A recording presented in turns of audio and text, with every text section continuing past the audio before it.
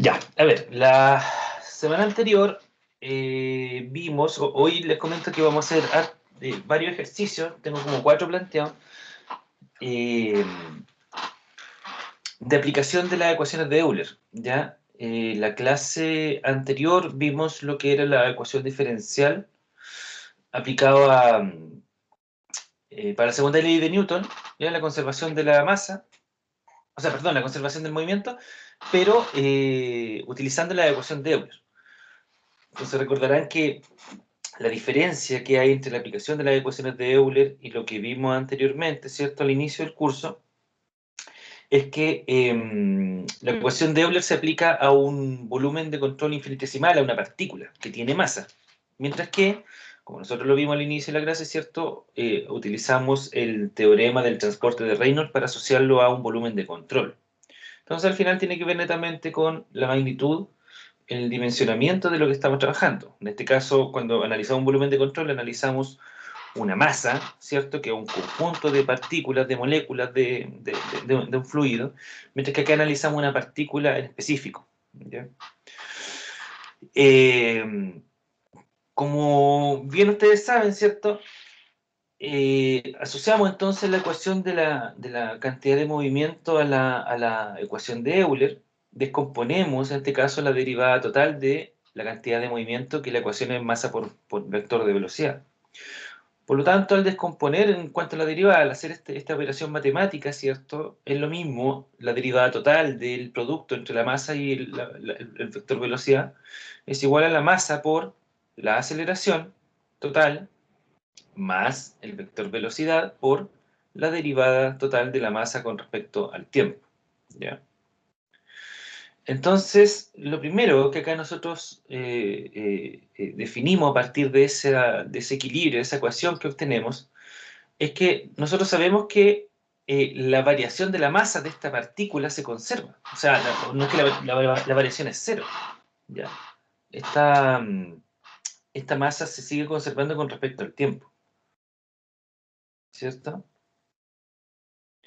Por lo tanto, nos queda, voy a escribir acá en la pantalla. Ahí vamos a tratar de acomodar esto para que me quede el espacio suficiente. Ahí y este acá. Por ahí. Entonces tenemos finalmente que, como d de t, de masa por velocidad, es igual a masa de v a de t, que es la aceleración total, más el vector velocidad por dm de t. Entonces, la masa se sigue conservando con respecto al tiempo, ¿ya? Por continuidad. Entonces, por lo tanto, la variación de la... Bueno, y sabemos por otro lado que la variación de la masa con respecto al tiempo, ¿cierto?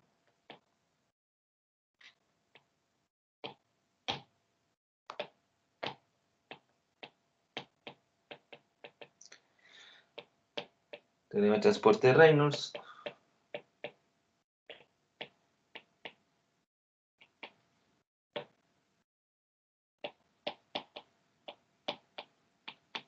Continuidad, ¿cierto?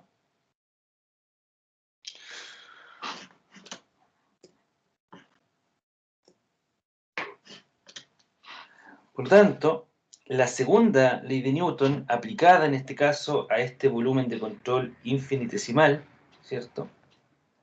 Tenemos que la sumatoria de las fuerzas externas es igual a la densidad por delta I, delta X, delta Y, delta Z, que sería el volumen, por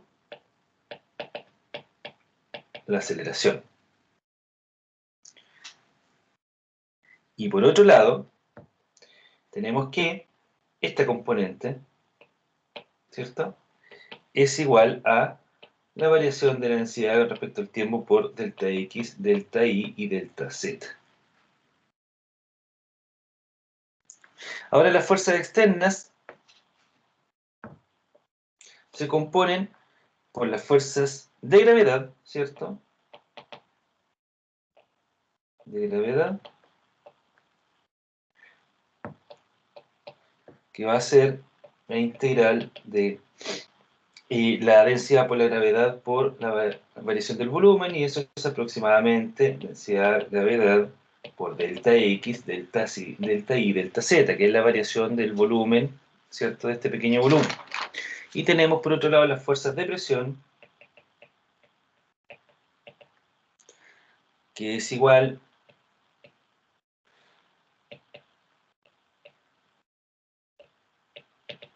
a la presión por la superficie, ¿cierto?, de un contorno cerrado, y eso va a ser igual finalmente a por el gradiente de presión de B, que es aproximadamente el gradiente de la presión por delta X, delta Y y delta Z. Entonces, como podemos ver, voy a borrar acá arriba,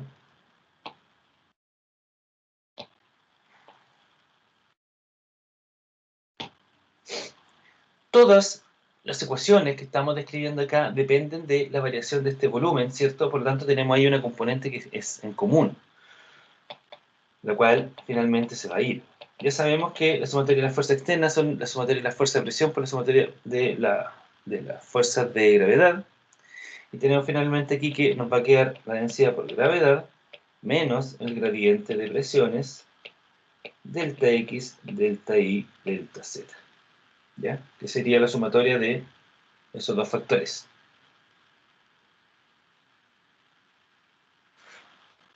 ¿Ya?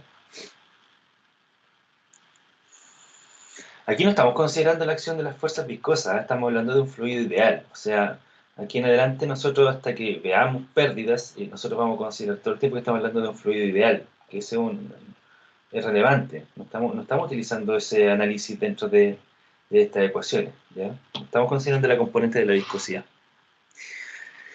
Entonces, finalmente, como le dijimos, ¿cierto?, que dA dt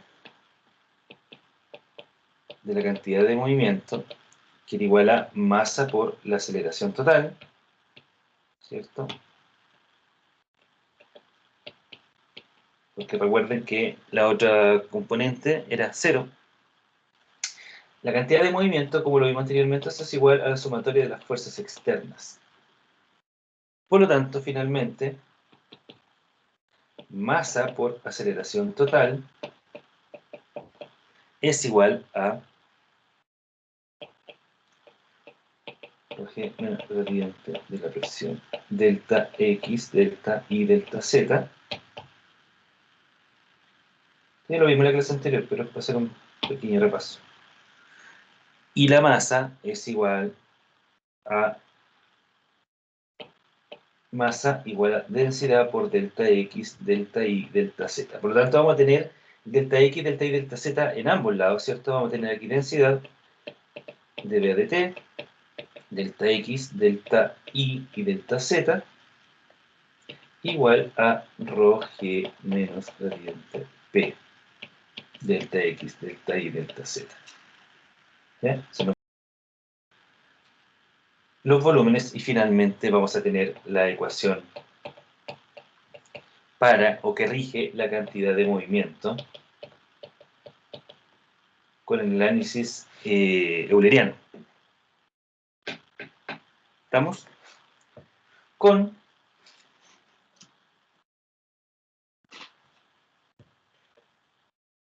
dB de t, que es la aceleración total, igual a la aceleración local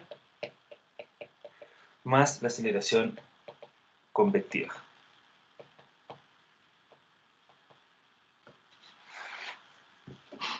¿Estamos? Que eso ustedes ya lo saben. Entonces hay que tener mucho ojo. Esto es para un fluido ideal, ¿ya? El análisis para un fluido real varía porque hay que considerar las fuerzas viscosas, ¿ya? Que nosotros en este caso no lo vamos a aplicar en esta etapa de la materia, sino que luego lo vamos a incluir derechamente sobre el análisis utilizando la ecuación de Bernoulli. Y ahí vamos a aplicar las pérdidas, como cuando lo vimos nosotros en conservación de la energía, ¿cierto? donde considerábamos un factor de la pérdida de trabajo en función de las fuerzas viscosas, ¿ya? Que se debe al roce del fluido con las paredes. Acá nosotros lo estamos obviando por ahora, pero lo vamos a considerar cuando veamos pérdidas, en lo que queda ahora del curso. Entonces, finalmente, las ecuaciones de Euler, o las dos ecuaciones de Euler que gobiernan este régimen son las que se escriben, ¿cierto? Que la segunda tiene que ver con la cantidad de movimiento y la primera tiene que ver con el análisis, ¿cierto?, de la energía para una partícula, ¿ya? De cómo se comporta el movimiento de una partícula. Y dejamos expresado un problema, que lo vamos a desarrollar ahora, que dice lo siguiente. Una central hidroeléctrica es alimentada desde un lago por medio de un túnel recto, horizontal, de largo L y área transversal A. En condiciones permanentes, el túnel conduce un gasto Q, ¿ya? O un caudal Q. Frente a una falla del sistema, la central se detiene y el gasto debe reducirse en un tiempo T sub C a cero. Indique qué ocurre con la presión en el túnel durante el cierre. Entonces, inicialmente, supongamos que ese túnel tiene una válvula instalada. El agua se está descargando desde el lago, ¿ya? O embalse. Se está descargando con un gasto constante Q, pero de repente es necesario cerrar la válvula porque hubo una falla. Entonces, al cerrar la válvula, el caudal empieza a disminuir, ¿cierto? Hasta llegar a un caudal igual a cero. Como están variando el caudal y la presión disminuye en función de la magnitud de la velocidad, como lo vimos en conservación de energía, ¿cierto? Como lo estamos viendo acá también. Al comenzar a disminuir la velocidad, la presión empieza a aumentar. Por lo tanto, pregunta, ¿cómo es el comportamiento de la presión en función del cierre del túnel? ¿Ya? Entonces, no sé si alguien pudo avanzar algo en esto porque lo dejé la semana pasada expresado. No sé si alguien lo habrá visto.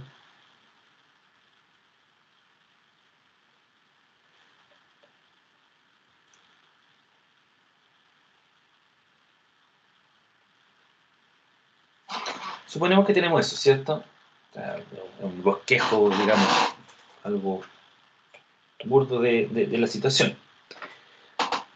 Tenemos el estanque que está almacenado, lleno, y se empieza a descargar a través de Q. Supongamos que en algún punto acá tenemos una válvula que en algún momento cierra. ¿Ya?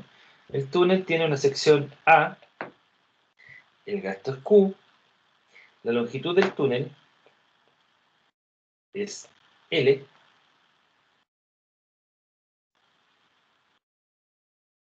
¿ya?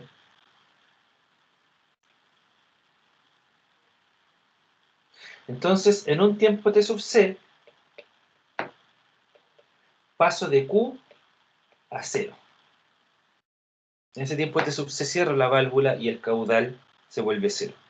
Por tanto, me pregunta, ¿qué ocurre con la presión en este tiempo T sub C? Entonces empezamos con el análisis. Lo primero que hay que analizar acá es que ustedes saben que las ecuaciones de Euler, como tienen componente de un vector de velocidad, ¿cierto? Eso viene asociado a los tres ejes. Por lo tanto, tenemos que analizar primero cómo es este vector velocidad. Lo primero que hay que definir es que este vector velocidad, en este caso, es unidireccional, ¿ya? Vamos a tener solamente componentes de la velocidad en el eje X, o lo vamos a asumir así, ¿cierto? Vamos a considerar que ni en Y ni en Z vamos a tener componentes de la velocidad. Por lo tanto, la velocidad va a ser solamente la componente U, ¿cierto? En el eje X. Pero vamos a tener otra componente, ¿cierto? Que va a ser la de la fuerza de masa, que es importante también definirla porque la vamos a utilizar, que va a ser igual a menos Gx, que en este caso la aceleración de gravedad, ¿cierto? Es la componente del eje vector K, que va a ser la componente de la fuerza de masa, en este caso, en la dirección de su aplicación, ¿cierto? Que va a ser hacia abajo. Por eso que tiene un valor negativo. Por otro lado, sabemos que el gasto, ¿cierto?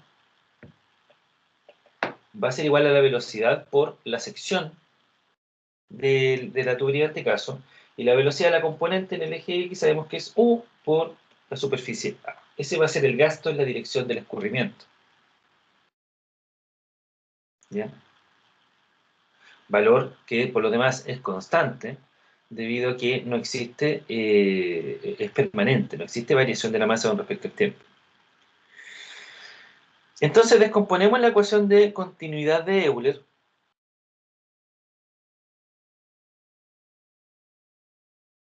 donde tenemos que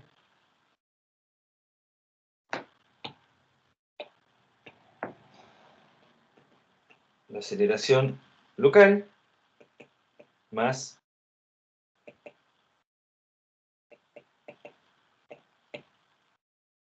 la convectiva, ¿cierto? Va a ser igual a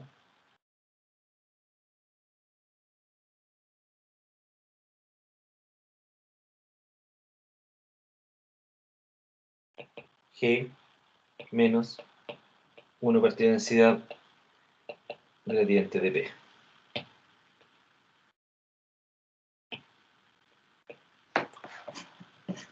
¿Cierto que esto proviene de la ecuación con la que se definió la cantidad de movimiento? ¿Ya? Por lo tanto, al descomponer esta ecuación, nos queda que la componente de la aceleración local, ¿cierto? Que es dt, como el vector de velocidad solamente tiene una componente que es en la dirección x, ¿cierto? Solamente tiene la componente u, nos queda que dv dt va a ser igual a du dt. De todas maneras, anotamos las otras variables, las cuales después se van a hacer 0, ¿cierto? Para dejar expresado inmediatamente la ecuación, esta ecuación que está resumida, dejarla expresada en todas sus en todas las componentes posibles, ¿cierto?, que va a tener cada una de esas variables. ¿Ya? En este caso, de B a de T es lo mismo que decir de U a de T, de B a de T y de W a de T. ¿Ya?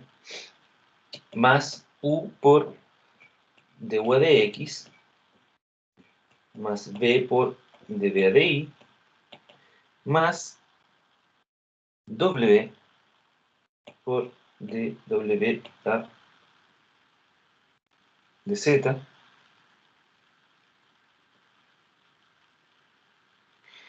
es igual a G menos 1 dividido ρ gradiente de P.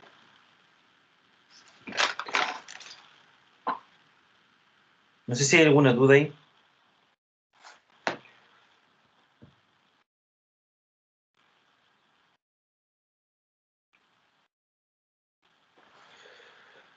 Entonces, en el eje X, ¿cierto? Si analizamos solamente las componentes que tenemos en el eje X, vamos a tener de U de T va a ser igual a U de U a de X, ¿cierto? Igual a menos 1 dividido la densidad por dP a dx. En estricto rigor acá también, si nosotros quisiéramos descomponer esto, tendríamos lo siguiente. dP a dx más dP a dy más dP a dz. ¿Ya? Entonces en el componente, perdón, la componente, y de hecho hasta el G tiene una más GJ más GK. ¿Cierto? Esas son todas las componentes posibles de cada una de las aplicaciones, en este caso, de cada componente, ¿cierto? En este caso sabemos nosotros que no tenemos aceleración de gravedad ni en el eje Y ni en el eje X, ¿ya? Por lo tanto, en el eje X nosotros tenemos du de t es igual a, perdón, más du por du de x es igual a menos 1 dividido la densidad por la variación de la presión en función del desplazamiento en el eje X. ¿Ya? Eso es lo que está pasando en el eje X. Veamos ahora qué pasa en el eje Y y en el eje Z.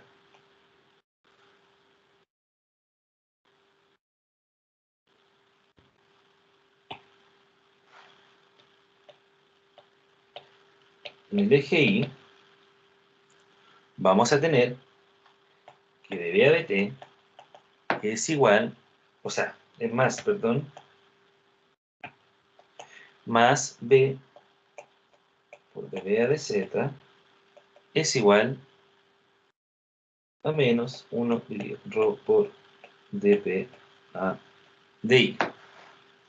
En este caso, como nosotros sabemos que no tenemos componente de velocidad en el eje Y, sabemos que este va a ser 0, ¿cierto?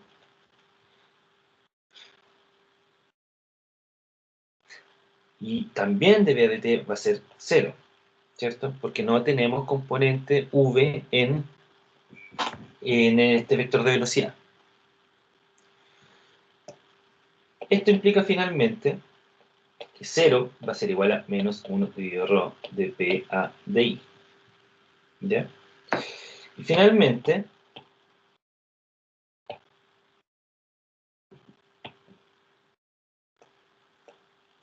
en el eje Z, vamos a tener que dW a dt más W por dW a dz va a ser igual a menos G menos 1 partido por ρ dP a dz. ¿Cierto? Y así también no tenemos componente W, por lo tanto ambos valores son 0. Lo que implica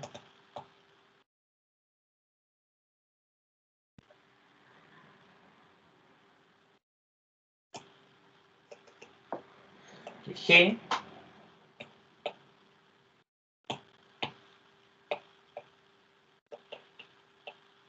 va a ser igual a menos 1 dividido ρ de P a dz.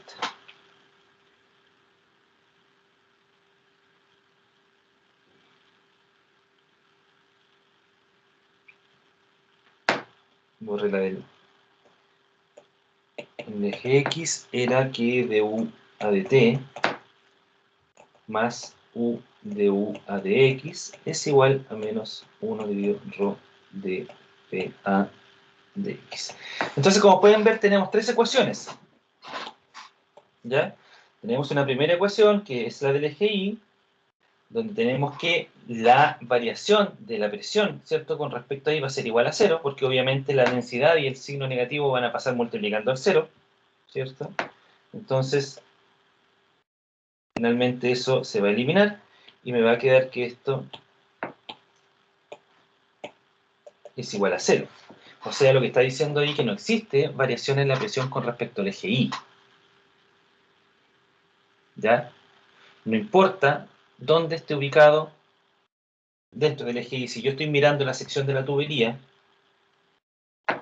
estoy haciendo un corte transversal a la sección de la tubería, ¿cierto? Yo tengo para allá el eje Y y para acá el eje Z. El X viene saliendo hacia ustedes, ¿cierto?, desde la pantalla. No existe variación en la presión en ninguno de los puntos en el eje Y. Está considerando en este caso que la presión es constante en todo el eje Y. Mientras que si analizamos el eje Z, aquí, disculpen, al revés, me equivoqué en los ejes. Z, Y, ahí sí, ¿ya? No existe variación, voy de nuevo, no existe variación en el eje Y, en estos puntos horizontales, ¿cierto? En el eje transversal. No existe variación ahí. La variación de la presión es constante en todo el eje Y. ¿ya? Que es el eje horizontal viendo el corte transversal de la sección de la tubería. Mientras que en el eje Z sí existe variación de la presión, la cual, fíjense que va a ir aumentando en función que vaya bajando en la tubería. ¿Ya? Fíjense que de P a de Z va a ser igual a menos G ρ. Por lo tanto, si yo me paro acá, ¿cierto? En la parte superior de la tubería, a medida que yo vaya descendiendo y acercándome más al fondo, la presión va a ser cada vez mayor. Porque va a ir aumentando en función de la aceleración de la gravedad. ¿Ya?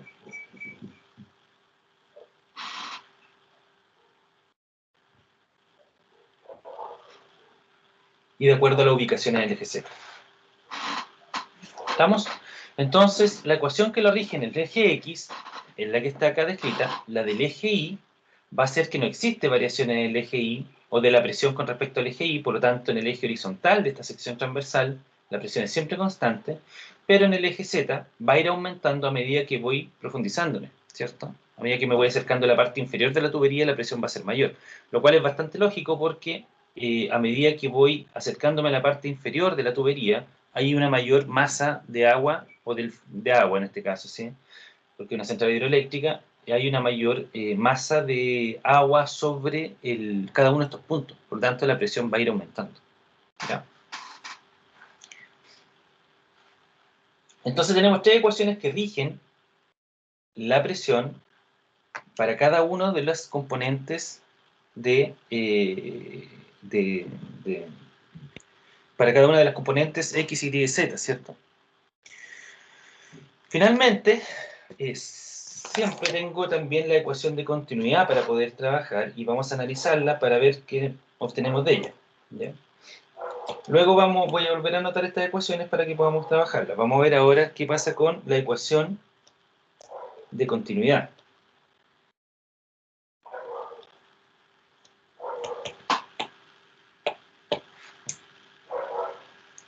El primer análisis que hicimos para el comportamiento de la presión en cada uno de los ejes fue gracias a la ecuación que obtuvimos de la conservación de la cantidad de movimiento, ¿cierto?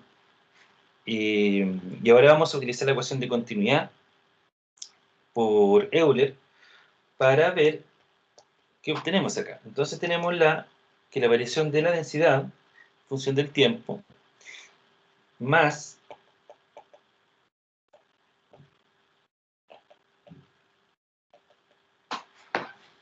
¿cierto? El gradiente de ese producto es igual a 0. Descomponemos esta ecuación,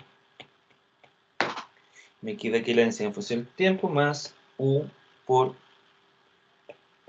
d rho de X más B por d rho A de Y más W por d rho A de Z, ¿cierto? Que eso es el vector por el gradiente de rho, ¿cierto? Ahora vamos a ver cómo es rho por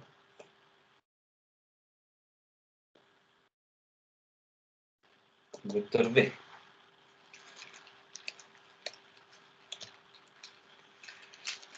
Siempre se me olvida. Un segundo, por favor. Creo que lo tengo anotado acá.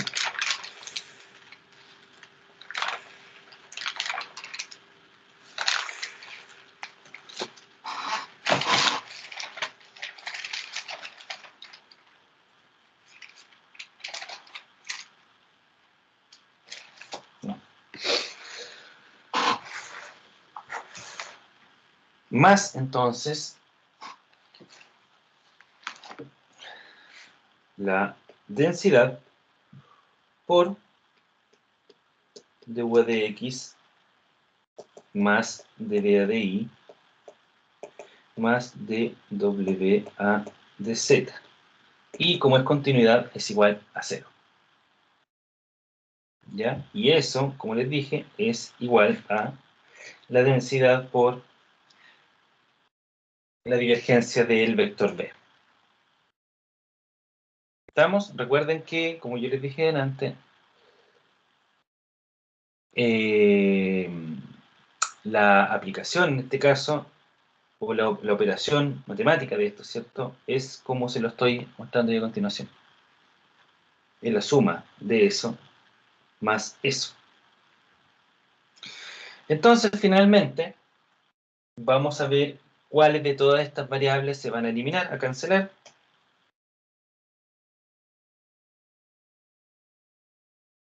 Que van a ser varias.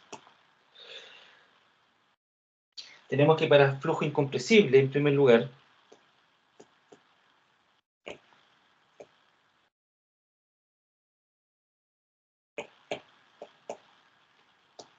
no hay variación de la densidad con respecto al tiempo.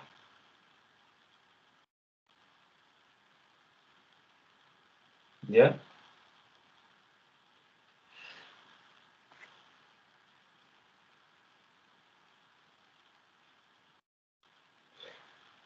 Y tampoco tenemos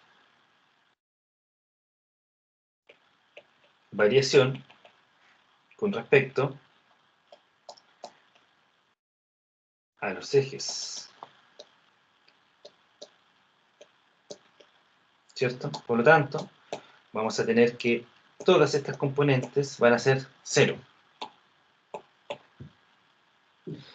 Finalmente, solamente nos va a quedar que tenemos que la densidad por du de x más dv de y más dw de z es igual a 0. Pasa la densidad dividiendo para el otro lado, ¿cierto? Se elimina. Y sabemos que no tenemos componentes de la velocidad ni en b ni en w. Por lo tanto, finalmente nos va a quedar que de la ecuación de continuidad, du de x es igual a 0. Entonces ahí tenemos una cuarta componente de, o una cuarta ecuación, ¿cierto? Para poder resolver qué es lo que está pasando con las presiones. ¿Dudas hasta acá?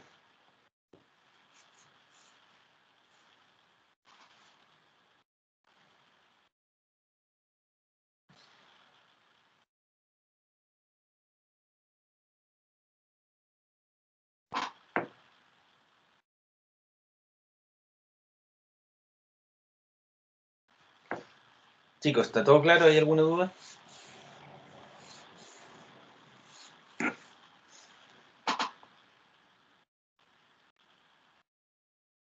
¿Están despiertos, no?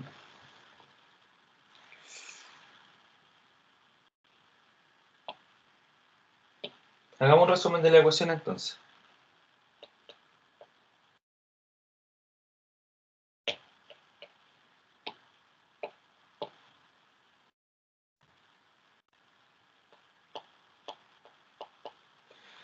Tenemos la primera ecuación, ¿cierto? Que es el análisis de la conservación de cantidad de movimiento en el eje X.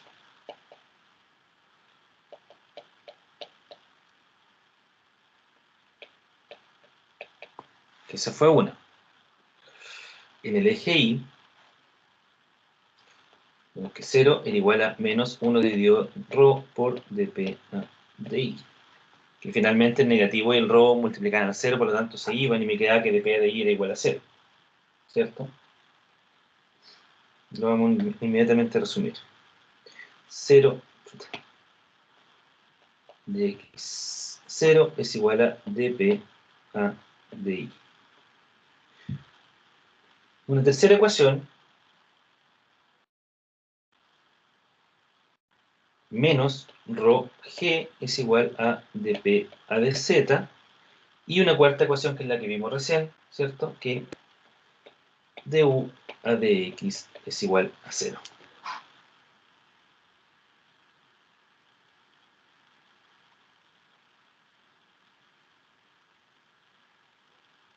¿Estamos?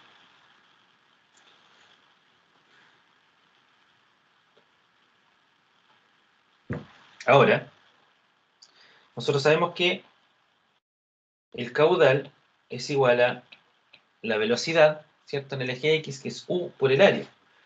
Por lo tanto, u es igual a caudal partido por área, que son dos datos conocidos. ¿Ya? Son parte del problema. Ahora, estas cuatro ecuaciones que tenemos arriba son, o es el modelo, ¿cierto?, del comportamiento del fluido en un punto cualquiera al interior del túnel. O sea, estas cuatro ecuaciones que nosotros tenemos acá anotadas nos sirve para describir el comportamiento del fluido en cualquier punto dentro de este túnel que está descargando este lago, ¿ya? Por lo tanto, nos va a servir para poder encontrar cómo es el comportamiento de las presiones en función eh, del tiempo, ¿ya? Tenemos entonces que, como sabemos que el caudal es U por A, descomponemos el valor de U porque nos va a servir, ¿cierto? Está metido en dos de las ecuaciones, de las cuatro ecuaciones que tenemos. Por lo tanto, al utilizar la primera ecuación, aplicando este dato que tenemos, que la velocidad de U es igual a Q partido por A, nos queda que du de t va a ser igual a d de t de U, que U es caudal partido por área, ¿ya? Más U por du de x, pero como U es igual a Q partido por A, eso nos va a dar finalmente que es igual a 0, ¿ya? Es igual a menos 1 partido por ρ dp a dx. Esto va a ser igual a 1 partido por A por dq a dt. Y eso va a ser igual a menos 1 dividido ρ dp a dx. Porque,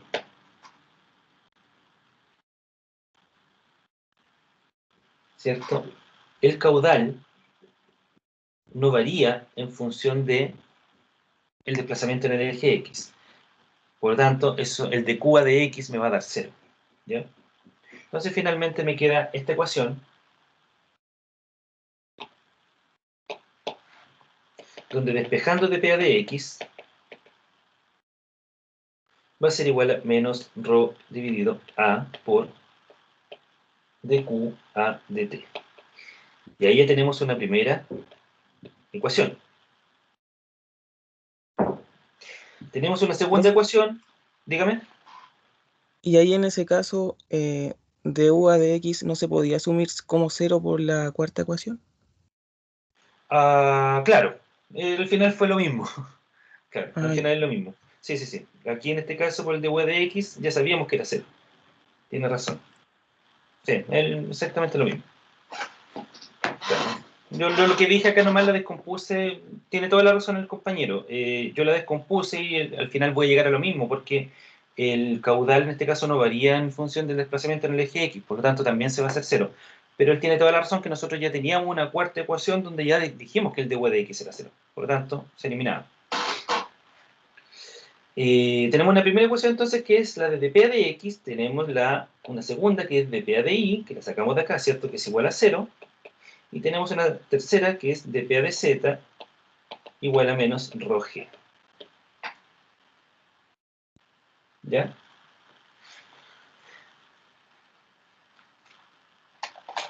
Entonces, finalmente, como les comentaba, en el eje Y, que es la horizontal, ¿cierto? Pero en la sección transversal, no hay variación con respecto a la ubicación en el eje. No importa en qué punto de la tubería se encuentre en el eje horizontal, ¿cierto? No va a variar la presión.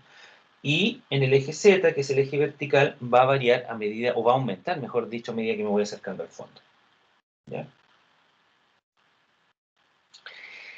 Luego, como nosotros ya sabemos, ya tenemos tres ecuaciones, ¿cierto? Nosotros sabemos que el caudal cambia a 0 en un tiempo t sub c, que es lo que estoy tratando de obtener acá, que es la variable que me queda, porque el resto de todo el análisis de las tres ecuaciones está más o menos claro, pero me falta esto, el de Q de t. Es un dato que no tengo, ¿cierto?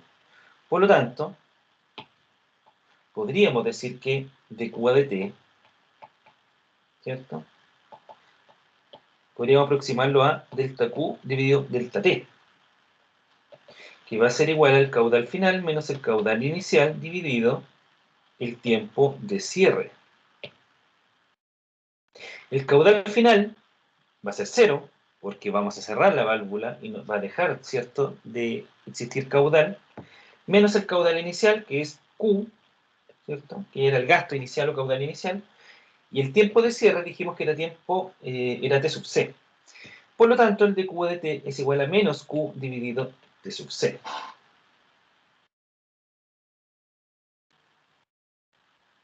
¿Ya?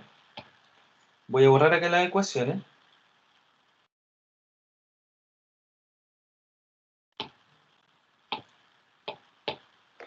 Y utilizamos en este caso el dQ de T en la ecuación 1, y me queda que dP de X va a ser igual a menos ρ dividido A por dQ de T, que es menos Q dividido T sub C.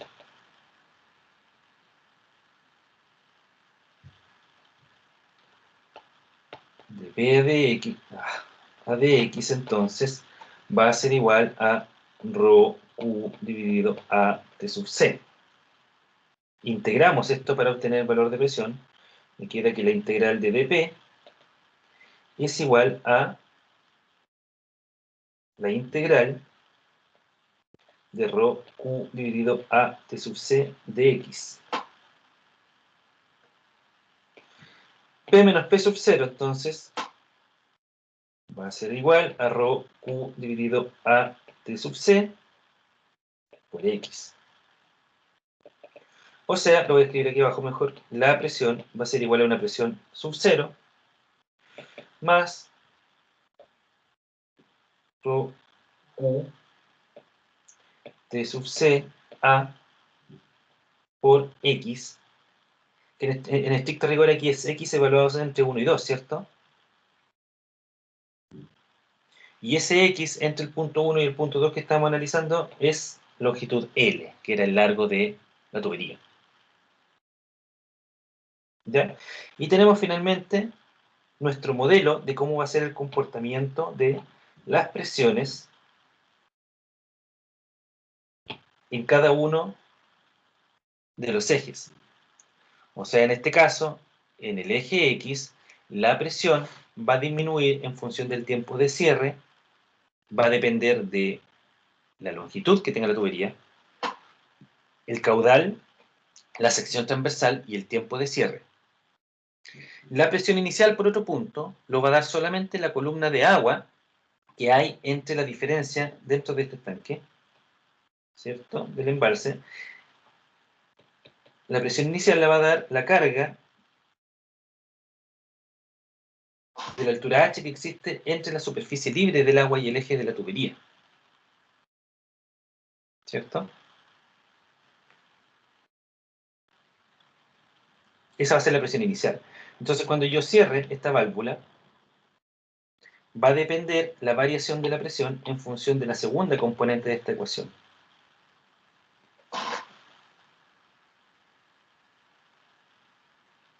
Y va a aumentar. Que es súper importante porque cuando uno cierra una válvula, pasa incluso hasta en las casas o cuando uno está utilizando una bomba grande, se produce un efecto, se le denomina el golpe de ariete, ¿ya? Y el golpe de ariete, como lo dice la palabra, el ariete es como el que utiliza la policía para entrar a las casas, ¿cierto? Ustedes han visto las películas de los SWAT o en las mismas noticias que en Chile, que utilizan una especie de mazo o martillo que se le denomina ariete y que sirve para reventar las chapas de las rejas de las puertas. ¿Ya? Imagínense que toda esta masa de agua viene viajando y de repente se cierra la válvula a la salida. Entonces la inercia de esa masa de agua implica que las moléculas de agua que están inmediatamente junto a la válvula en el cierre chocan contra ella y todas las moléculas que vienen agua de arriba, ¿cierto? Toda la materia, la masa de agua que viene desde agua de arriba empieza a chocar a esas que están cercanas a la válvula. Entonces empiezan a empujarla. Imagínense que es como gente que viene corriendo, como ustedes han visto también en noticias, ¿cierto? Cuando la gente queda atrapada en alguna salida y se empiezan a apretar unas con otras, pasa lo mismo.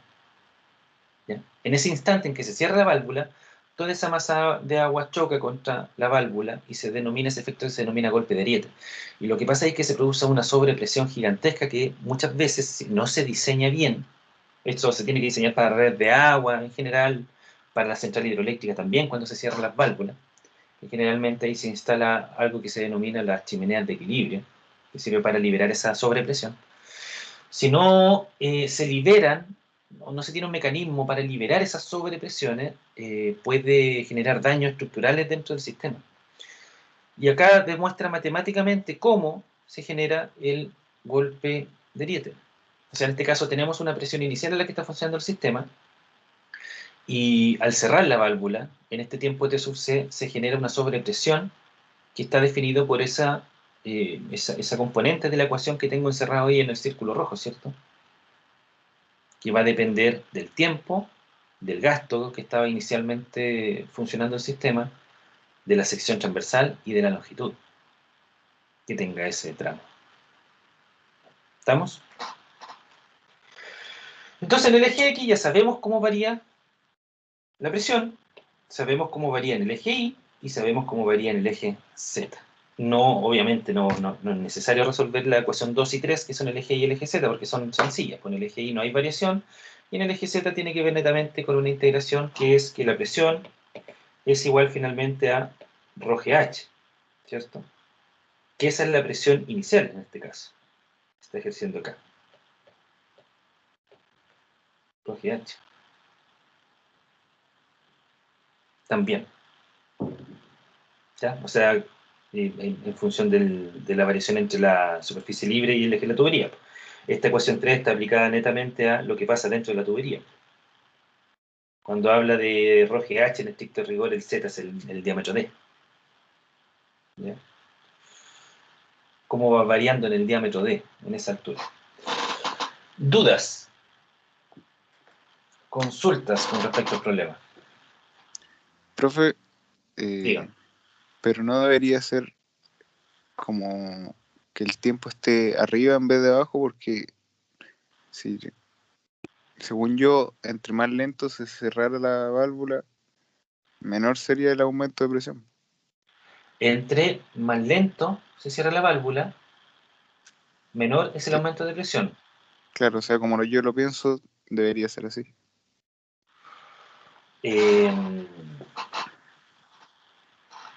Menor el tiempo. ¿Por qué? No sé, me lo imagino así, como, como va disminuyendo, o sea, claro, va cerrándose a poco, entonces no se cierra repentinamente y la presión no aumenta tan rápido, me imagino yo. O sea, Pero es que acá, a mayor sea el tiempo en estricto rigor, mientras que más se demore en cerrar la válvula, menor va a ser el efecto de presión. claro, sí, me Es al confundí, profe. revés, po. Sí, po, sí, Sí, po. Mientras sí, más tiempo usted estaba se pensando al demore, revés. claro, lo estaba pensando al revés. Mientras más tiempo se demore, mientras más lento sea el cierre de la... Es una buena conclusión, gracias también por hacerme el comentario, Tomás, porque me sirve también para comentarlo. Eh, para evitar el golpe ariete, que es lo que le explicaba recién, una herramienta, no es una herramienta de estricto rigor, sino algo, o para minimizar el efecto del golpe de ariete, se recomienda, una recomendación, es tardarse un tiempo suficiente en el cierre de la válvula. ¿Ya? Ahí el efecto es menor. Y de hecho en la ecuación uno se puede dar cuenta porque el tiempo de cierre está en la parte inferior, por lo tanto a mayor tiempo de cierre, menor va a ser la presión que se va a ejercer sobre la válvula. ¿Se ve? Entonces por eso la recomendación siempre es cerrar lento esas válvulas. De hecho, en las centrales hidroeléctricas, el proceso de cierre es harto más, se toma su buen tiempo. No es como llegar y cerrarla como uno cierra la llave de la casa. O sea, son sus buenos minutos que se está ejerciendo el proceso de cierre de una válvula. De hecho, mire, para que lo vean, les voy a mostrar una foto que no va con el curso, pero creo que es interesante que lo vean para que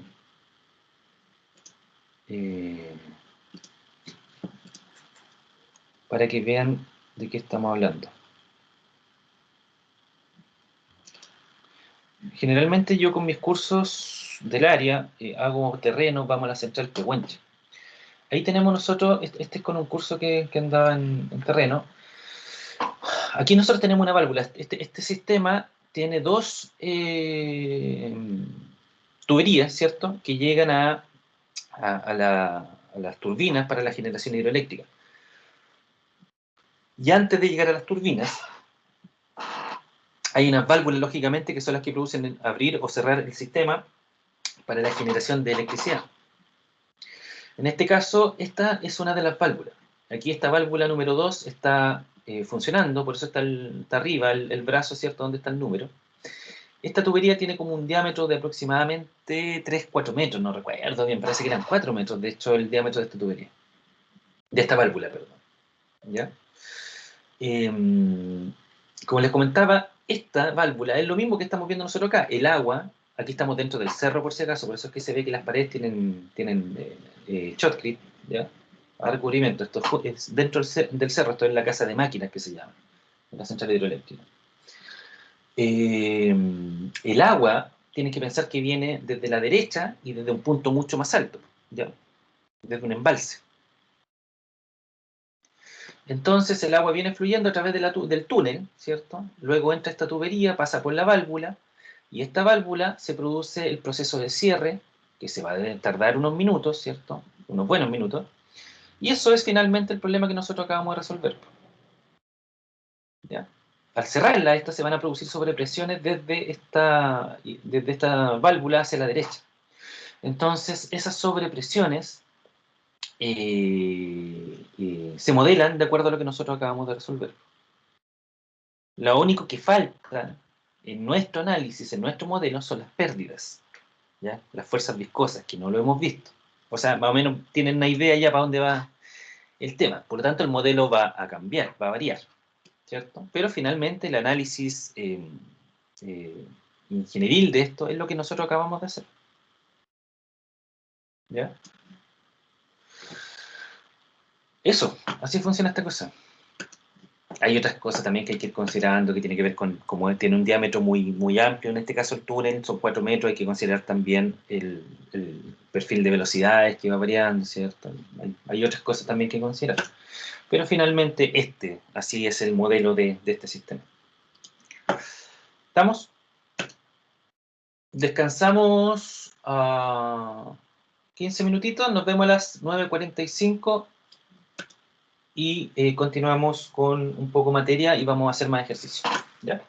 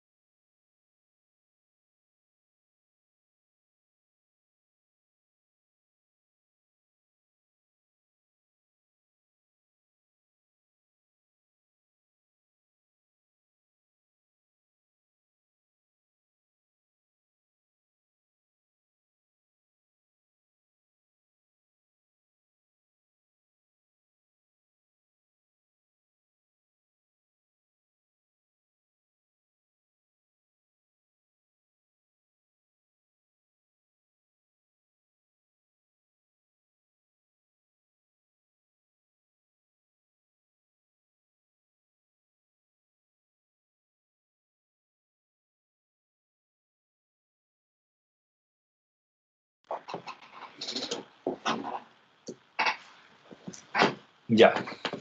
Sigamos entonces.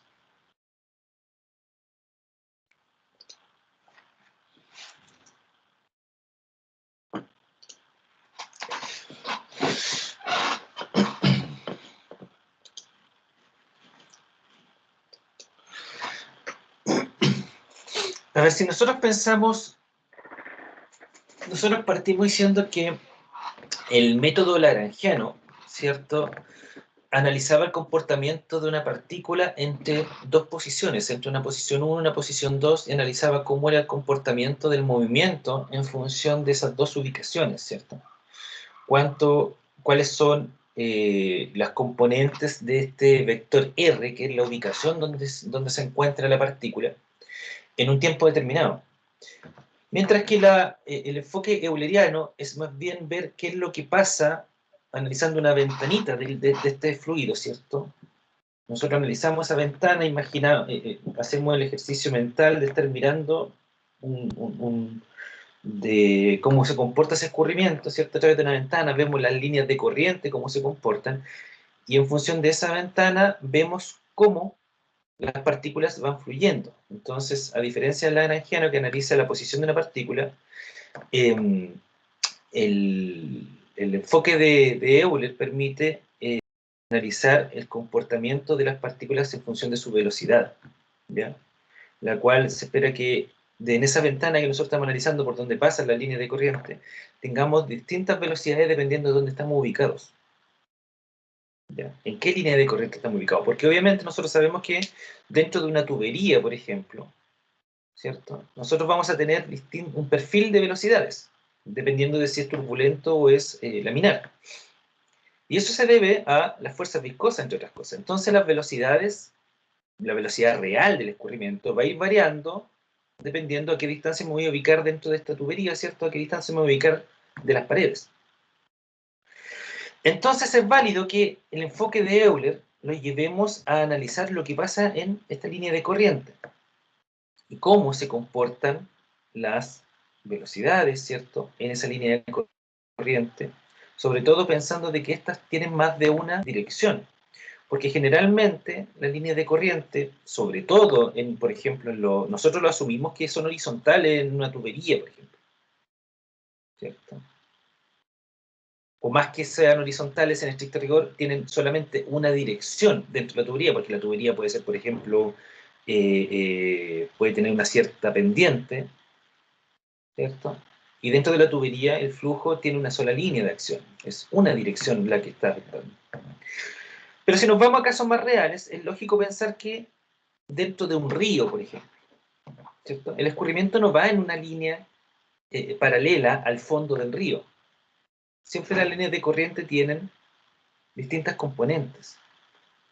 Puede ir en ascendente, en dirección vertical, descendente, puede moverse también en el eje horizontal, ¿cierto? Por tanto, tiene tres componentes. En este caso, si nosotros lo llevamos, este análisis, a dos componentes, en una línea, siguiendo una línea de corriente, que en este caso es el vector S, que se ve en la imagen,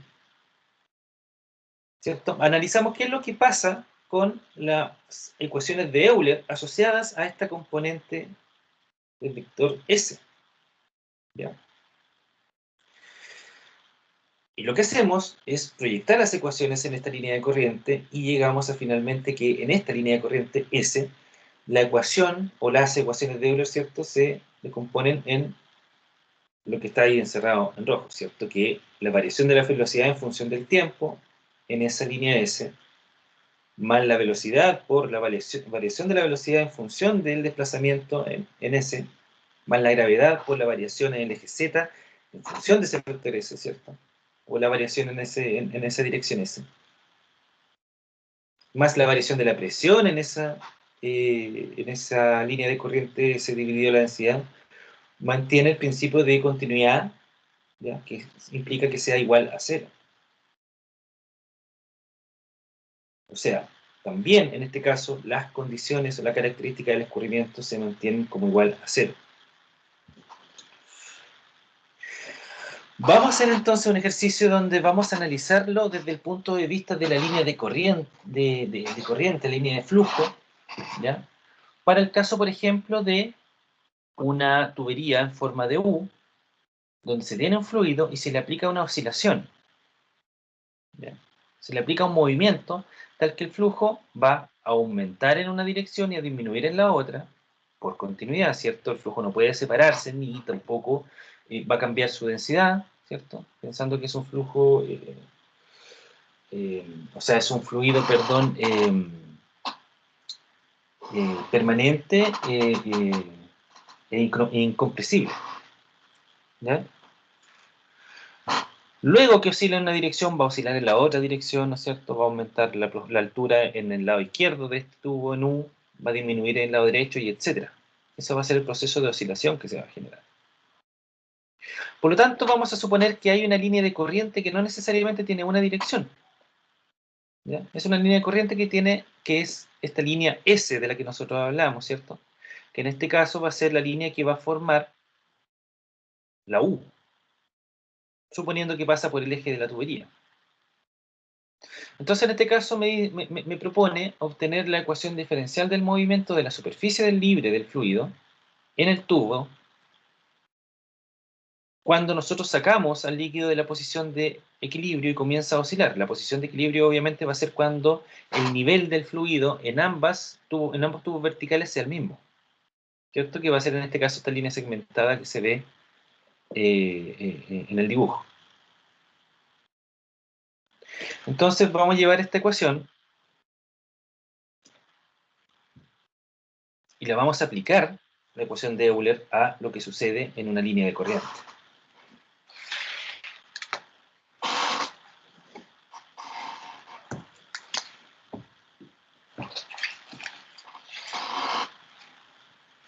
Entonces, para poder analizar esto, si se fijan, en este caso nosotros estamos considerando que el fluido se mueve a una velocidad v, que el fluido en la sección 1, en el tubo vertical número 1, disminuye una distancia menos x, y para que exista continuidad, ¿cierto?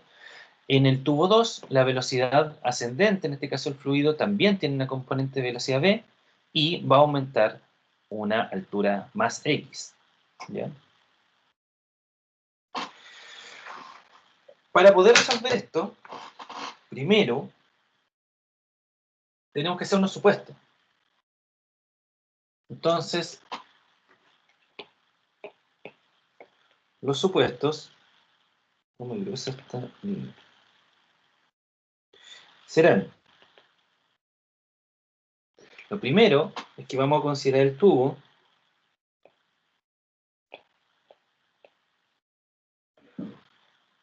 como una línea de corriente.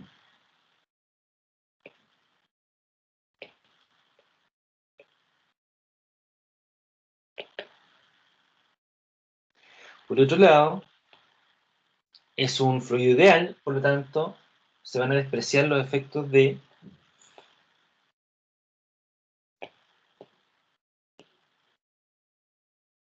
la fricción.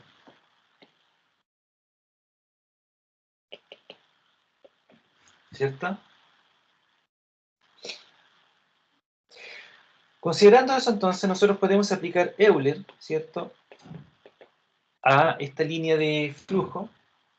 Y tenemos que va a ser igual a w de t es igual a g por dz a ds más 1 dividido ρ de p a ds más la velocidad por dv a ds.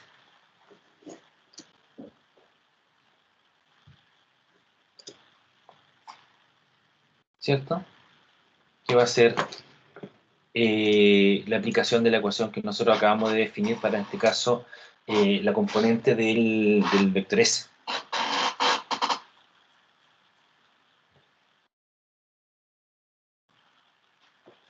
¿Ya?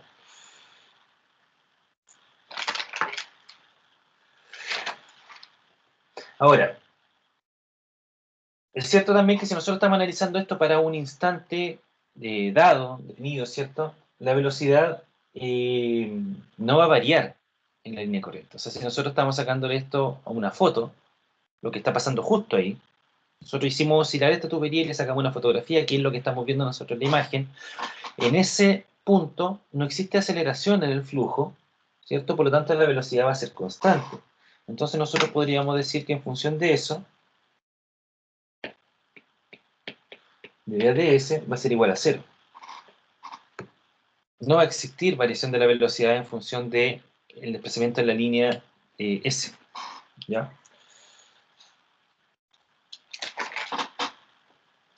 Entonces la ecuación nos queda que dV dt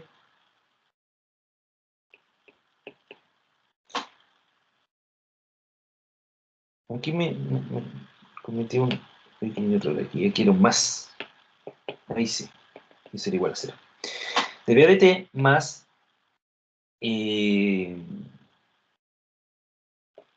dividido ρ de P a ds más G de Z a ds es igual a 0.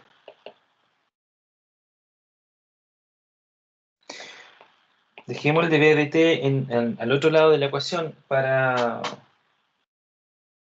poder ser más cómodo el resultado. Menos dV dt entonces va a ser igual a 1 partido por ρ de P a ds más G por dz a ds. Si integramos esto y lo multiplicamos inicialmente por el ds, ¿cierto? La variación en el punto S, que es el común dentro de esta ecuación, nos queda finalmente que menos la integral de dV a dt por ds es igual a 1 partido por ρ, integral entre los puntos 1 y 2, ¿cierto? De dP a ds por ds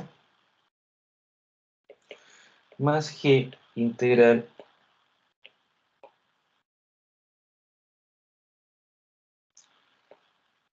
de dz a ds por ds.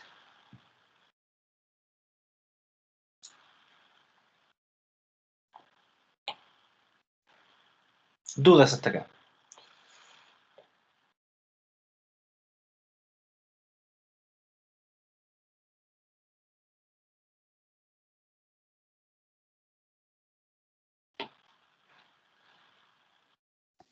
No, profe, por mi parte no. Ahora, analizando la ecuación, hay dos análisis que se pueden hacer. Lo primero es que sabemos que los ds, ¿cierto?, se van a cancelar en el caso de de dos elementos de la ecuación, ¿cierto? Que esa era la idea, eliminarlos para poder resolver de manera más sencilla el cálculo. Pero es bueno entender a qué se refiere ds. ¿Cuál es la variación de esta línea de corriente ds? En este caso, a esta variación de esta línea de corriente, que es ds, ¿cierto?, se le denomina el largo elemental, que en este caso va a ser cuál es la longitud que tiene la línea de corriente. ¿Ya? La longitud que va a tener esta línea de corriente va a ser una longitud L, desconocida, no lo conocemos ese valor.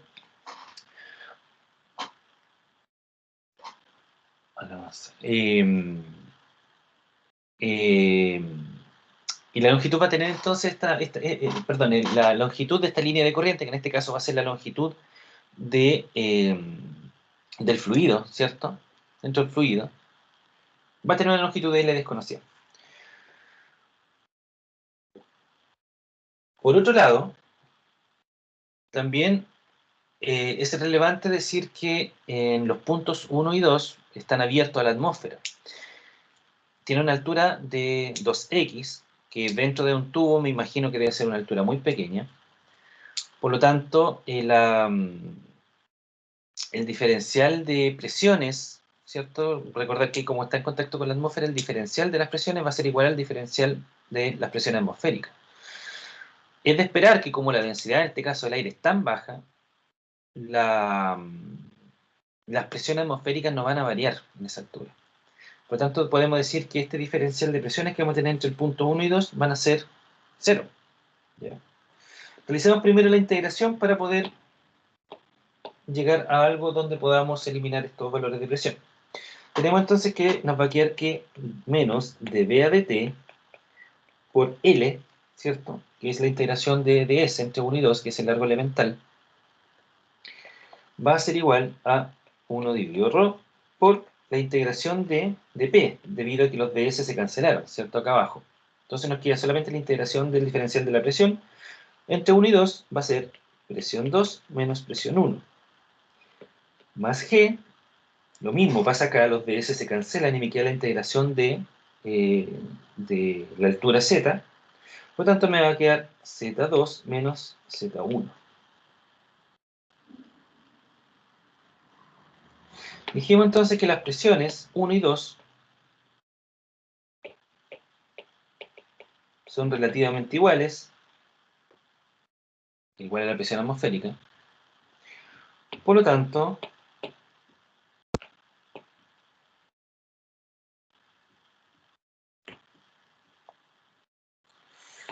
menos dV a dt por L es igual a G por Z2 menos Z1.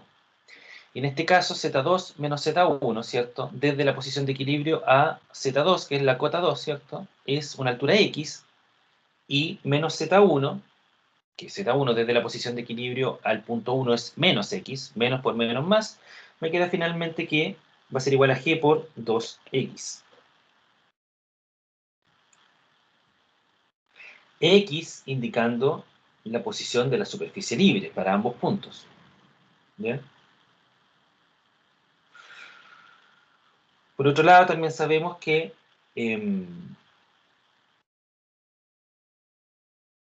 de B a dx, ¿cierto?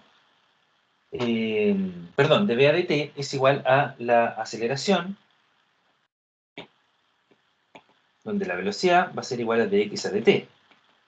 Entonces, la aceleración de B a dt va a ser igual a la derivada al cuadrado de x por dt al cuadrado. Entonces me queda finalmente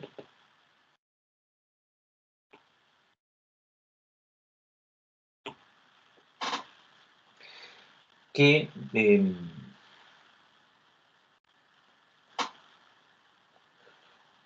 la longitud por dV a dt, que en este caso es la derivada al cuadrado de x por dt al cuadrado, va a ser igual a menos 2gx.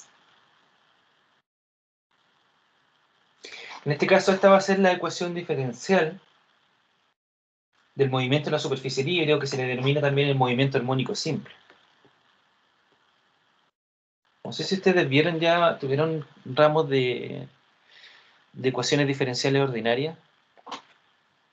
¿No tuvieron ya el curso o lo van a...? Sí, sí, ya lo tuvimos. Ya, ahí debieron haber visto ustedes ecuaciones, el movimiento armónico simple. Ahí se ven las ecuaciones lagrangiano, se aplica harto eso, el lagrangiano. Entonces esa va a ser la ecuación, no la vamos a resolver porque en realidad está un poquito más, pero esa sería la ecuación diferencial que va a describir el movimiento de la superficie libre, ¿ya? Que va a variar en función del tiempo, lógicamente, y de la posición X. Fíjense que la longitud L, que es el largo elemental, la longitud de S, ¿cierto? La integración de la longitud de S, perdón, la integración del diferencial de S, esa longitud L no varía, es una constante. El largo que tiene este fluido, ¿cierto? Desde el punto 1 al punto 2 es constante. No importa el movimiento oscilatorio que esto tenga, va a ser constante siempre. Por lo tanto, esa longitud L es cosa de medir nomás cuánto es la longitud del fluido dentro de la tubería, y las únicas variaciones van a ser la altura X, ¿cierto? Y el tiempo. Lo que quiere decir esta ecuación, si la pueden analizar, es que a medida que aumente el tiempo, la longitud de X va a ir disminuyendo. La altura X, no la longitud. La altura X va a ir disminuyendo a medida que aumenta el tiempo.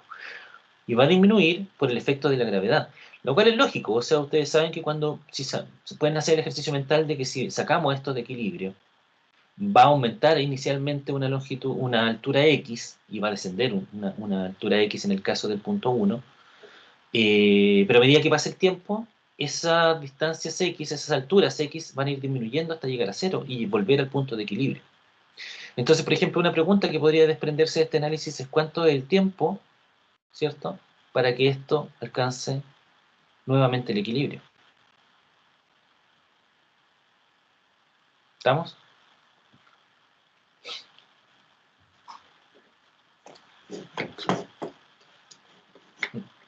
¿Hay alguna duda con respecto a esto?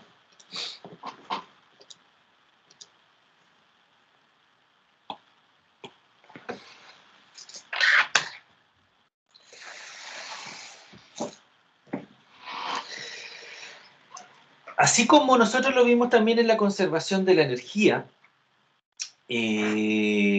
donde llevábamos la ecuación de la energía a medida que la íbamos desarrollando, ¿cierto?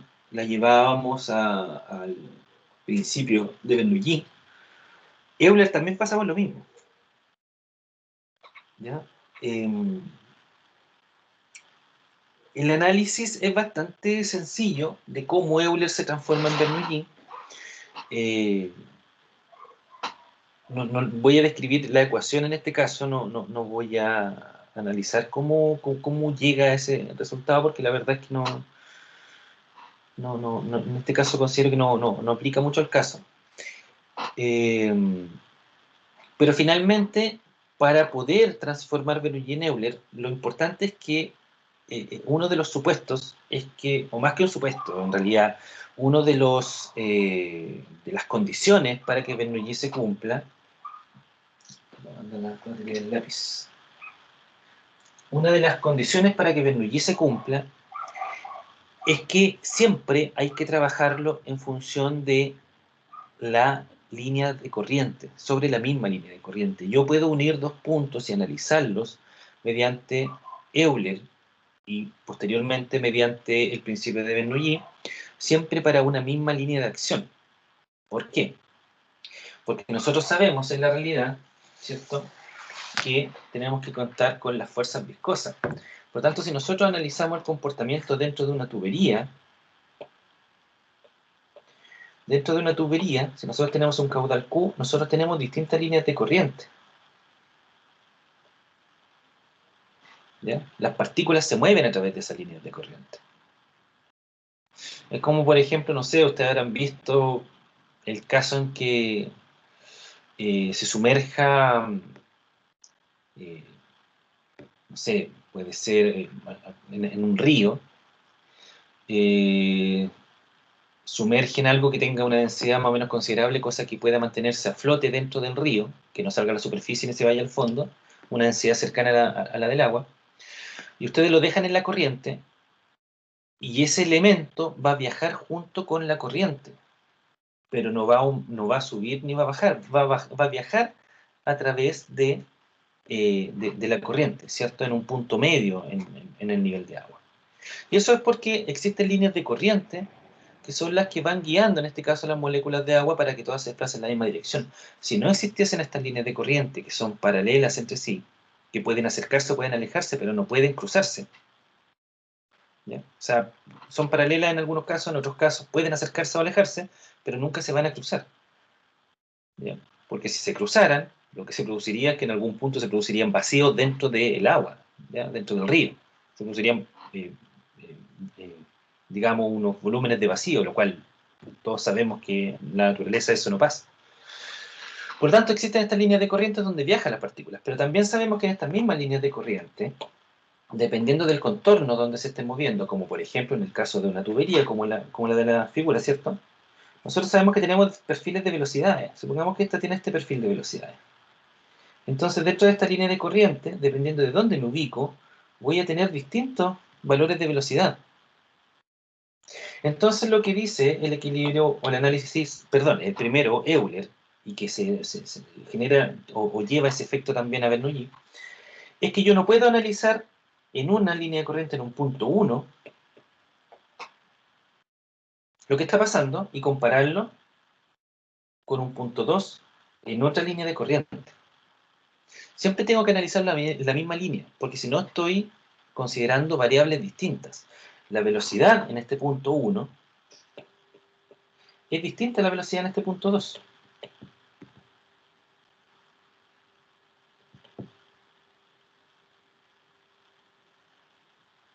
No puedo comparar la una con la otra. Y ahí tengo dos, no es una... Tengo dos variables que van a tener componentes distintas, que no tienen relación entre ellas. Que sin embargo, más adelante vamos a ver que sí se pueden relacionar, pero hasta el momento, con lo que llevamos aprendido, no podemos relacionarlo. Por lo tanto, en este caso, Euler me permite hacer este análisis entre dos puntos cualquiera del escurrimiento, pero siempre y cuando se encuentren dentro de una misma línea de corriente. Cuando nosotros realizamos la integración de la ecuación diferencial de Euler, podemos obtener una relación del comportamiento entre dos puntos, ¿cierto? Analizar como lo vimos en el ejercicio anterior, que nosotros analizábamos entre un punto 1 y un punto 2, llevamos esto a la integración de la diferencial de Euler y podemos obtener una relación donde esa integración nos permite llegar a unos valores, ¿cierto?, fijos entre el punto 1 y el punto 2. Y finalmente lo que me dice eso es que la energía potencial en un punto 2, que en este caso está siendo multiplicado por la gravedad, nosotros tenemos que llevar la energía netamente a valores de cota, ¿cierto? Recuerden que cuando vimos la ecuación de energía, nosotros lo podíamos llevar a valores netamente de longitud, ¿cierto? Y era una forma de expresar la energía. Lo que podemos decir es que la energía disponible en el punto 2, que depende de la energía potencial, la cinética y la energía de presión, se conserva con respecto a un punto 1 inicial para la misma línea de corriente. O sea, lo que esté pasando en este caso, lo voy a dibujar acá con verde. Supongamos la línea de corriente del centro de la tubería. Lo que esté pasando en ese punto 1, ¿cierto?, se mantiene constante hasta el punto 2. Pueden cambiar las condiciones, puede cambiar la velocidad. Puede haber, por ejemplo, un estrechamiento de la tubería que va a ejercer que aumente la velocidad. Al aumentar la velocidad, necesariamente, ¿cierto?, tienen que adecuarse las otras componentes para que este equilibrio se mantenga. Que en este caso, si estamos hablando de una tubería horizontal, los valores de Z son iguales. Z1 igual a Z2, por lo tanto se van a cancelar. Y esta ecuación, este equilibrio de Bernoulli que se llama, ¿cierto?, va a depender solamente de la presión y la velocidad. Por lo tanto, si la velocidad disminuye en el punto 2, necesariamente la presión en el punto 2 va a aumentar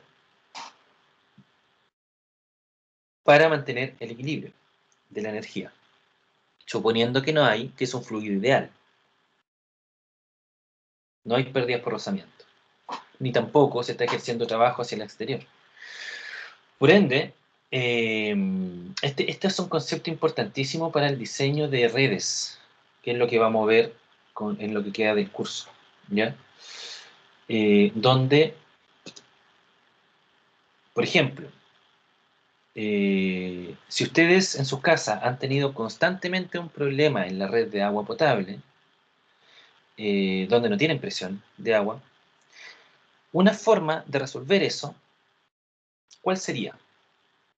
¿Qué harían ustedes en la red pública de agua potable para poder mejorar las presiones de sus casas? ¿Qué harían?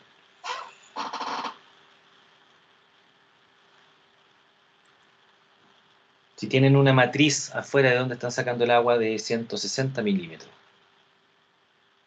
Disminuir el diámetro. Disminuir el diámetro.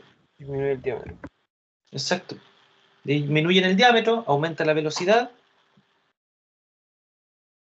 Perdón, no, al contrario. Aumentar el diámetro. Al aumentar el diámetro, disminuyen la velocidad y al disminuir la velocidad van a aumentar la presión. ¿Ya? Es al revés. ¿Les queda claro eso, no? Profe, pero eso como que no es así, porque yo he visto como mangueras de 1 pulgada así, tirando un chorrito de agua, po. Que tiene que ver con la presión interna, no con la salida. Tiene que ver con la presión dentro de la tubería, que es distinta a la salida. Recuerden que a la salida de la manguera, ese chorrito que dice usted, eso está siempre a presión atmosférica. Lo vamos a ver en ejercicio más adelante, pero siempre a la salida Pero, de una profe, ¿y la tubería, cantidad de agua? siempre presión atmosférica. El caudal se mantiene constante. El caudal es siempre el mismo. Si yo conecto a mi llave una manguera de un cierto diámetro chiquitito, ¿cierto? Abro la llave al máximo, va a salir un chorro de agua grande. Pero eso no tiene que ver por la presión externa. La presión externa es siempre la presión atmosférica. Lo que está pasando ahí es que en el interior la presión es la que varía. Si yo cambio esa manguera por un diámetro mayor, voy a dar el agua y va a salir a una velocidad menor. Pero tiene que ver netamente por que el caudal es velocidad por área. Por lo tanto, la velocidad de salida, como el caudal, suponiendo que es constante, que sale desde la llave de la casa, va a depender la velocidad netamente del área. Por lo tanto, como decía el compañero, que sale un chorro chico para diámetro grande, no tiene que ver con el tema de la presión interna de la tubería, tiene que ver con el área de salida. Por eso la velocidad es menor, porque el área es mayor. ¿Ya? En este caso, si nosotros analizamos la tubería, como les digo, lo vamos a ver en los ejercicios que vienen ahora de redes de tubería, al salir, la presión a la que se expone el fluido es la presión atmosférica en la salida. Pero dentro de la tubería, la presión puede ser distinta a la presión atmosférica. Seguramente va a ser distinta, mayor o menor. Y esa presión interior va a depender netamente del diámetro de la tubería. Imagínense, supongamos que aquí está la casa de ustedes. Yo vengo acá con una tubería de donde estoy sacando el agua potable para las casas de arriba, de un diámetro, pongámosle diámetro 1. ¿Ya? Y se mantiene ese diámetro 1 y ustedes se conectan a esa matriz de agua potable y alimentan su casa. Si nosotros aplicamos el equilibrio de Bernoulli acá, suponemos que es una tubería horizontal, por lo tanto, la presión 1, el peso específico, que es ρ por g, ¿cierto? Más V1 al cuadrado partido por 2g, es igual a presión 2 dividido el peso específico más la velocidad 2 al cuadrado partido por 2g. Si no cambio el diámetro, por principio de continuidad, velocidad 1 es igual a velocidad 2, ¿cierto? Porque área 1 es igual a área 2. Por lo tanto, velocidad 1 se cancela con velocidad 2 y llego a la conclusión de que la presión 1 es igual a la presión 2. ¿Ya? Pero resulta que esa presión 2, yo estoy analizando aquí el punto 1 y aquí el punto 2. Esa presión 2 que llega a sus casas no es necesaria para poder satisfacer la demanda de presión que tiene la casa. ¿Qué es lo que hacemos entonces? Ustedes dicen que hay que disminuir el diámetro y no, hay que aumentarlo. Un diámetro 2. Analizamos ahora la ecuación de Bernoulli con esta modificación. P1 dividido peso específico más V1 al cuadrado partido por 2G es igual a P2 partido peso específico más V2 al cuadrado partido por 2G. Insisto, no estoy ubicando acá los valores de la cota, los Z, porque estamos pensando en que la tubería es horizontal. ¿Ya? Pero ahora, velocidad 1 no es igual a velocidad 2. Velocidad 1 por área 1 es igual a velocidad 2 por área 2. ¿Cierto? Por lo tanto, vamos a despejar la presión 2, va a ser igual a presión 1, ¿cierto? Más V1 al cuadrado menos V2 al cuadrado partido por 2G. ¿Ya? Vamos a despejarlo en función de la velocidad 2. Velocidad 2, entonces va a ser igual a velocidad 1 por área 1 dividido área 2. ¿Cierto? Como las áreas se calculan de la misma manera, que es pi por diámetro al cuadrado partido por 4, ¿cierto? Me queda que V2 es igual a V1 por diámetro 1 al cuadrado dividido diámetro 2 al cuadrado. Me queda entonces que P2 dividido el peso específico va a ser igual a P1 dividido el peso específico más V1 al cuadrado menos V1 al cuadrado por D1 a la cuarta dividido D2 a la cuarta y eso dividido por 2G. Voy a seguir acá arriba. P2 dividido el peso específico es igual a P1 dividido el peso específico más B1 al cuadrado partido por 2G, factor de 1 menos D1 a la cuarta partido por D2 a la cuarta. Pero D2 es mayor a D1.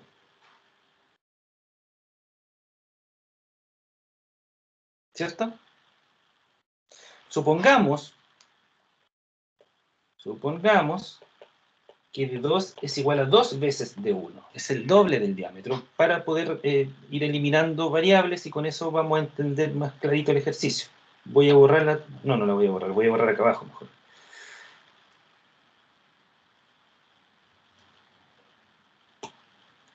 Si D2, el diámetro 2, el que aumenté para mejorar según yo las presiones de la casa, es 2 veces el diámetro inicial, diámetro 1, me queda que P2 dividido peso específico es igual a P1 dividido peso específico, pasa B1 al cuadrado partido por 2G, factor de 1 menos de 1 a la cuarta, dividido de 2 a la cuarta, sería 2 por 2, 4 por 2, 8, 16 de 1 a la cuarta. Se van los de 1 y me queda B1 al cuadrado partido por 2G, factor de 15, 16 avos. Entonces, como ven, cuando nosotros mantuvimos el diámetro constante, llegamos a la conclusión de que P1 era igual a P2. Pero al aumentar el diámetro, ¿cierto? A un D2 igual a 2 veces el diámetro 1, llegamos a que la presión ahora afuera de la casa, en el punto 2, es igual a la presión 1, más esa presión que entrega 15/16 avos de la carga de velocidad 1 al cuadrado partido por 2G. Entonces, con eso, la presión 2 es mayor a presión 1. ¿Se entendió? ¿Tomás y Sebastián? Sí, profe. Pero una consulta, ¿y la velocidad no nos serviría como para cumplir las necesidades que tenemos en la casa, digamos? Hay dos cosas que se analizan dentro de dentro de la ingeniería sanitaria. Por un lado está lo que se le llama calidad y por otro lado está lo que se llama capacidad. Los que trabajen en sanitaria algún día se van a acordar de mí. La calidad del servicio de agua potable tiene que ver con las presiones y la capacidad del servicio tiene que ver con el caudal, que son dos cosas que se analizan desde puntos de vista distintos. Tú puedes tener la cantidad, el caudal de agua necesario para satisfacer la necesidad de la casa, pero no puedes o no necesariamente vas a tener la presión necesaria para satisfacerlo. ¿Se entiende? Por eso es que son dos análisis que se realizan de manera independiente, que obviamente los dos se mezclan, porque lo vemos aquí en las ecuaciones, o sea, la velocidad depende del caudal, ¿cierto? Por lo tanto, la cantidad de agua se relaciona directamente con la capacidad, pero no necesariamente son complementarios. No, si tengo mejor caudal voy a tener mejor presión y viceversa.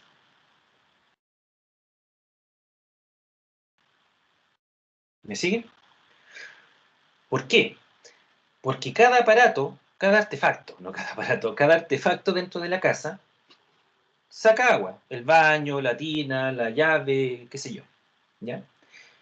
Por lo tanto, ese caudal se va a dividir entre las distintas llaves. Tal vez el caudal que está en la red principal, afuera, ¿cierto? En la red pública, tal vez ese caudal es suficiente para satisfacer la necesidad de todas las casas que se conectan a ella. Pero sin embargo, a lo mejor la red que yo tengo conectada a mi sistema no me permite llevar el caudal que necesito. Y sin embargo, sí me lo está entregando con la presión que necesito. Porque la presión se transfiere. O sea, si tengo una buena presión 2 afuera de la casa, esa presión va a entrar a la casa. Pero no necesariamente el caudal que yo necesito va a entrar. Eso depende de la capacidad del sistema de la red interior. ¿Se entiende? ¿Queda claro? Sí, profe, gracias. Próxima clase, quería hacer otro ejercicio más, pero no alcancé. Quiero que lo hagan ustedes esto. Dice lo siguiente: supóngase un estanque de grandes dimensiones, el cual contiene líquido de peso específico gamma, y tiene un orificio de área A en la pared a una profundidad h bajo la superficie libre. Se pide encontrar la velocidad de salida del líquido y el gasto a través del orificio. Nosotros hicimos un ejercicio muy similar cuando vimos conservación de la energía de la chimenea. ¿Se acuerdan que había una chimenea y había el estanque de vaciado? Que está dentro de la presentación incluso. Acá el supuesto es que nosotros estamos analizando lo que pasa entre el punto 1, que es la superficie libre del estanque, y el punto 2, que es la salida del estanque, para una misma línea de corriente, que si se ve es como ese hilo que une el punto 1 y el punto 2. Ese es el primer supuesto, que nosotros estamos analizando esa línea de corriente, ¿ya? Para poder aplicar el teorema, el principio de Bernoulli de acuerdo a todo este análisis que hemos hecho desde la ecuación de Euler. Por otro lado, también considera que en la salida de la boquilla, desde este estanque, se produce una contracción del flujo. ¿Ya? Que eso es algo que pasa en todas las salidas, dependiendo de la geometría que tenga la salida del flujo. Siempre estas tienen un coeficiente de contracción, o sea que el fluido se va a contraer a la salida. No va a ocupar la superficie del orificio, sino que se va a contraer al salir. La única forma donde el coeficiente, en este caso de contracción, es igual a 1, o sea, el líquido toma la forma del orificio, es cuando el orificio, en estricto rigor, toma la forma de la contracción del líquido. O sea, se forma como esta especie de cono que es igual a una tobera. ¿Se acuerdan que vimos la tobera en clases anteriores? Y ahí el coeficiente de contracción es igual a 1. Pero si tenemos aristas rectas, como es el caso acá, a esta salida, ¿cierto? Tenemos un coeficiente de contracción que es 0,61 en ese caso, y si tenemos una salida con paredes rectas, pero que tiene una longitud hacia el interior, ¿ya? Que no sale directamente de las paredes, sino que tiene hacia adentro una especie de canalización para la salida del escurrimiento, tenemos en este caso que el coeficiente de contracción es 0,5, o sea, el área de salida del flujo con respecto al área de geométrica de la salida es igual a 0,5. Es una relación entre las áreas. Entonces me dice, determine la velocidad de la salida y luego de determinar la velocidad determine el gasto o el caudal a la salida del orificio. Revisen el ejercicio de vaciado del estanque que vimos para la conservación de la energía y tiene un desarrollo bastante similar. Tienen que utilizar la ecuación de Bernoulli para poder desarrollar esto. ¿Ya? El equilibrio de Bernoulli en estricto rigor entre el punto 1 y el punto 2. Desarróllenlo, me lo hacen llegar y obviamente va a tener una puntuación. ¿Ya? Así que eso.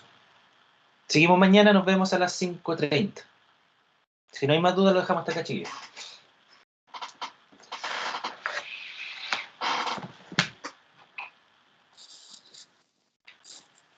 Estamos.